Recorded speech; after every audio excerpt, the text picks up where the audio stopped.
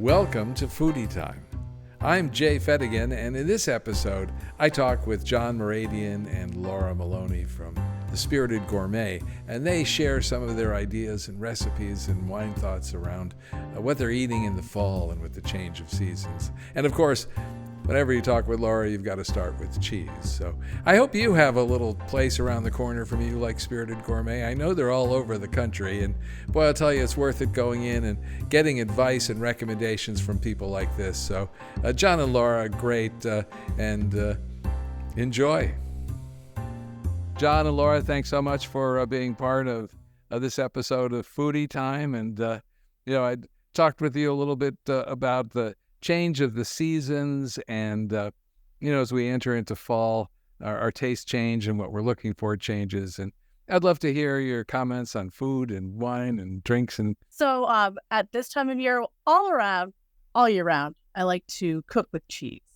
But especially when there's a little chill in there, that I really get going with my cheese recipes.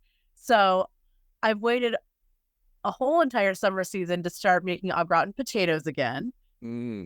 Yes. And as you know, Jay, Spirited Gourmet cheese case is stocked with alpine cheeses like Gruyere and Comté, Hollerhocker, Red Witch.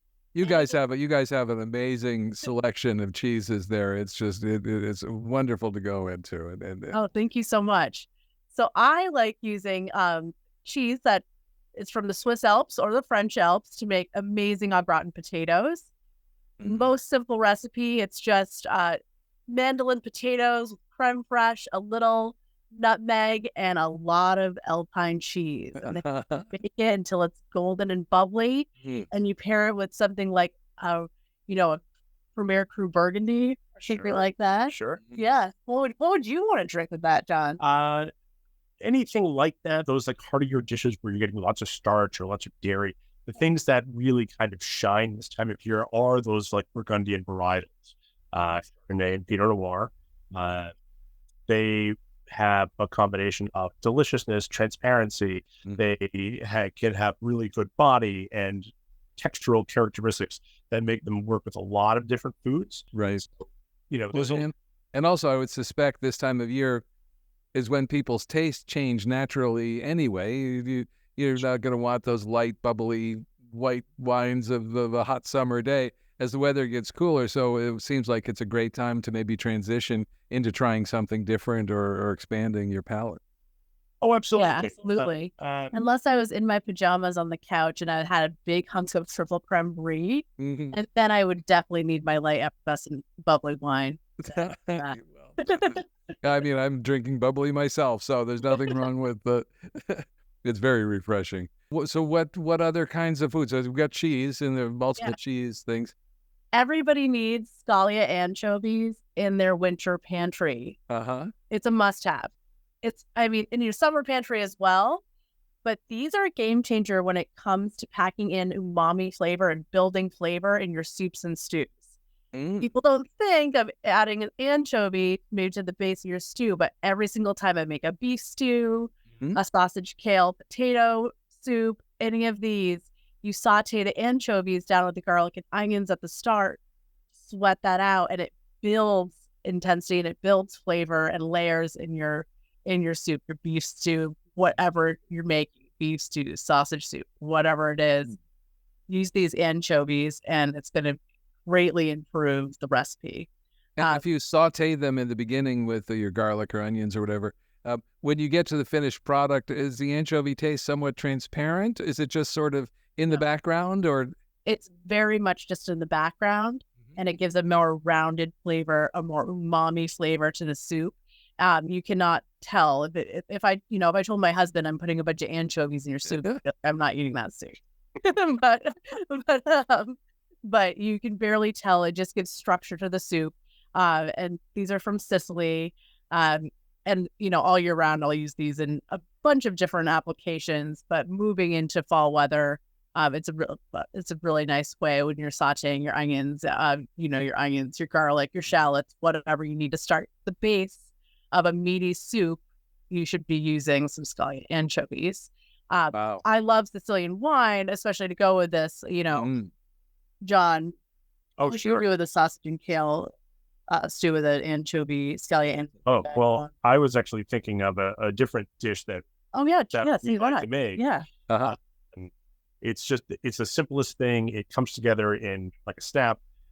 It's like anchovies and capers and a little lemon zest and capellini and a little pasta water and pine nuts, and it all comes together in like 5 minutes. And then you wash that down with like a little antibianco, something like that. Something that those like saline notes of the food are mirrored by that kind of saline inflection to the minerality of the wines, and you just have this like really magical combination. Is there a name for that dish with the sardines and the pasta that you were just? I don't know that it ever had a name. It John's does. John's Delicious Delights. But one of those things, it just, like I said, it just comes together so fast. You know, sometimes I like it when you throw like a handful of chopped parsley and maybe some golden raisins in at the end. Wow. Some people don't like raisins, so I don't always make it that way. But it's just like a great combo, and it's because it's so quick. Sometimes people think of that as like a more summery dish, especially with the citrus. But citrus, lemon, those are like a winter fruit, and sometimes you want that little burst of like those fresh citrusy notes. To kind of remind you of warmer days. Definitely. You guys need to do a Spirited Gourmet cookbook, or at least start posting these recipes weekly along with the wines that you recommend. People would love it. Everybody's especially this time of year. You're spending more. At least I spend more time in the house, cooking more inside and less outside. So you're always looking for something. And I love a really hearty stew, and that's the direction that I go in. Or my go-to in the winter is like a roast chicken and a Rhone wine, because I had the privilege of spending some time in the fall many years ago in the Rhone, and it just permanently imprinted on me that's what you drink when the weather gets to be like that, and when the leaves start turning. Absolutely. Yeah, it's such wonderful stuff. And those kinds of flavors with the food, the wine, they just are such a natural combination. Yeah. So where else do we go now? We got the stews. You've talked about cheese. Yeah. So now I want to talk about. Everyone thinks chili crisp is the coolest condiment, but I really love this Balsan aged pomegranate honey balsamic reduction, especially when it comes to fall cooking. Because in fall cooking, you could have a seared pork loin, and you could drizzle this over it with some squash. Or if you wanted to be vegetarian, you could drizzle this over the roasted squash dish. And then pomegranate really just sings, pomegranate and honey. Balsan just means balsamic in Armenian. And so nice. I chose this because John's Armenian. No. Half Armenian. But I bet that would be great on mushrooms or something along those lines too, especially for vegetarians. Put it over pizza, just as like a little sweet tang over pizza. A lot of people use chili honey on pizza. You could drizzle some of this cold pressed balsamic pomegranate honey. It just jazzes up anything you really wanted to put it on your yogurt. So I really like this condiment for the fall. Right. I can see that because of the, balsamic is its own thing, but the pomegranate has to add a completely different dimension. Absolutely. And it's obviously really good in Middle Eastern rice dishes as well. Maybe sprinkle a little like toasted pistachio and feta and a little drizzle of that. You're really good. Oh, yeah. Yeah. Terrific. Yeah. Oh. I love that condiment for fall. So, John, here's the challenge. So what wine would you pair with that? So that's the balsamic I've always found a difficulty to pairing. So help me out.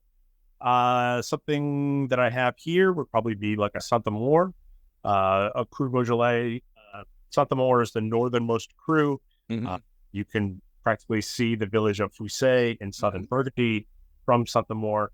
It's all Gamay, but Saint-Amour, even though it's really quite small, has of the most diverse mixtures of soil and bedrock in all of Beaujolais. And so the Gamay that they grow there, all of Beaujolais is Gamay, sometimes gives you this interesting mix of like like sour cherry and pomegranate and berry and sometimes a little baking spice. And it's a really great autumnal expression of Gamay. I mean, I love Beaujolais for any time of year. I think summer, winter doesn't matter.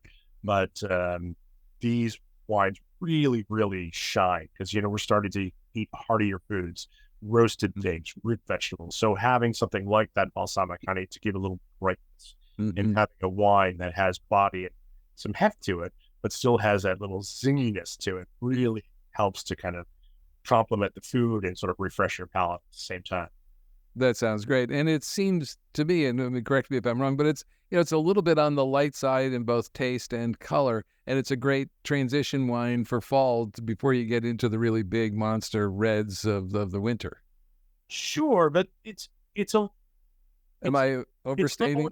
Well, no, but Beaujolais is normally known as being something a little lighter, fresher, but there are some expressions that can be really quite robust. And, if you ever have the opportunity to visit Beaujolais or to visit Lyon and you're eating the foods they eat there, big, beautiful saucissons or Côte de Boeuf, I mean, they're drinking Gamay with these big, hearty dishes like a pot de feu. You're chugging back Gamay.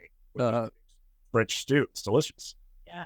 That sounds great. So what's next? Do you have you got the balsamic? That sounds fabulous. Do you have anything on deck? This is the yuzu togarashi, and togarashi is the name of the Japanese chili that's used in the blend.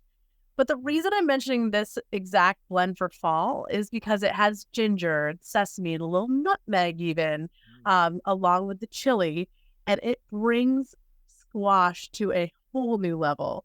Any of you, if I were to hard roast some parsnips, I would definitely finish the parsnips with togarashi, and serve anything with some sticky rice. This is also really good as a beef stew that's made with mirin. So you can make a beef stew made with mirin and squash, and then just finish this as the salt on top of the stew. Absolutely delicious. But anyway, this is a really great way to just upgrade any of your fall roasted vegetables into a more fun way. Pour them over some rice, pair them with. Nice. Oh boy. It sounds a little crazy, but sometimes these combinations I find really exciting. Some of the Nebbiolo from northern Italy, but not necessarily the wines from Langhe, like typically that we associate with Barolo and Barbaresco. But if you go to like Lombardia and you drink the Valtellina wines, Nebbiolo, they call it Schiavanesca there, but it's Nebbiolo. Wow. Because Nebbiolos can be quite big. Sure. Yeah. But there's also a lot of delicacy to them. There's lots of acidity, there's lots of tannin, but they're very aromatically driven. They're not necessarily wines that are all about big, rich fruit. And Nebbiolos just have this wonderful aromatic intensity that's so much more delicate compared to what you find in Barolo, Barbaresco. Wow. Not knocking those wines. No, I never would have, but I wouldn't have thought of that, but I can certainly see what you're talking about, especially if it's because some wines just taste very different in different settings and certainly from different regions. There could be dramatic differences in the not just the flavor, but the whole profile of the wine. Oh, sure. And I think I forgot to mention that one of the main ingredients in this togarashi blend is seaweed, so that provides a nice umami. And some nutrition too. Exactly, yeah. It's always good when it tastes great and is actually good for you. Absolutely. Do you have any experiences? Have you experienced something, or is for me, the fall is, I got married in the fall, so I always think about the fall as the time of my wedding and anniversary. And do you have any thoughts about fall family things or recollections? I got married in the fall as well, October 19th, and we had cheese boards at every table. And we did a big pig roast, and it was in Vermont on Lake Champlain in the woods. Old childhood summer camp actually. And so we got married at this outdoor chapel that overlooks Lake Champlain, right on top of the cliff. So yes, I always think of that beautiful time during fall and Vermont. I have lots of good fall memories. But I mean, I really, yeah. The thing that I love about this time of year, in fact, this time of year specifically, is all of those like late summer produce items, like corn and tomatoes, especially. Mm-hmm. Yeah, so plentiful. They're so delicious. But you're starting to see some of those, like, starting to see some like fall elements coming out, some of the squashes, and you start to want some of those things that are a little richer, a little heartier. I mean, I love a good tomato salad at summertime, but it's right now, just doing something really simple, like a quick saute of like tomatoes, corn, and fennel, and having that alongside a nice piece of fish. Like a chef, yeah. It's so good. Again, so quick. Right. And I'm just thinking, I'm like, I want togarashi butter. I'm like, who doesn't want that? Yeah. Yeah. Well, this has been terrific. You guys are both so well prepared. It was great. Your suggestions are fabulous as always. And, I certainly look forward to talking with you more as we get further into the year. But this has been great. Thanks a lot for being on Foodie Time. Oh, thanks, Jay. Thanks, Jay. Bye. Bye. Well, that was great talking with John and Laura, and the tips like the sardines and the stew and the wines and the suggestions, the recipes. Oh, it's always great talking with them. Again, I hope you find a little place like Spirited Gourmet, but if you're in the area, if you're around Belmont, stop into the Spirited Gourmet and talk with John and Laura, because they're great. They're a wonderful resource, and they're friends of mine. So until next time, this is Jay Fettigan for Foodie Time.